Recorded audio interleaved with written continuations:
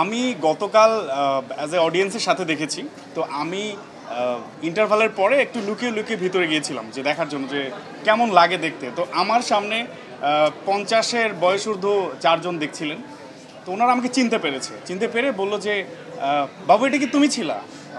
হ্যাঁ। এবং বললাম হ্যাঁ আঙ্কেল আমি ছিলাম। বললো খুব ভালো হয়েছে, তুমি কি কোনো খারাপ কাজ করছো? বললাম হ্যাঁ সামনে আছে দেখেন মনে হয় ভালো লাগবে। তো আমি একটু ফানি ওয়েতেই বলতে চাই, আমরা অনেক ভিডিও দেখি না যে হুজুর আছে না মেসেজ ড্রপ করে। তো আমার মনে হয় যে আমি একটা মেসেজ ড্রপ করতে চাই আমাদের গার্ডিয়ানদের উপর।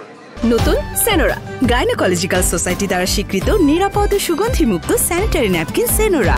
আপনার ঘরে যদি আমার বয়সী ছেলে উর্বির বয়সী মেয়ে থাকে, তাদেরকে তো ঈদে উপহার দিয়েছে, যে কোনো কাজে কামে তারা টাকা নিয়ে নেয়, টিউশনের কথা এই কথা সেই কথা। তাদেরকে সিনেমা দেখার একটু টাকা দেন, তাদেরকে হলে পাঠান, তারা না দেখতে পারবে তারা কি ফেস করতেছে, আমরা কি ফেস করতেছি।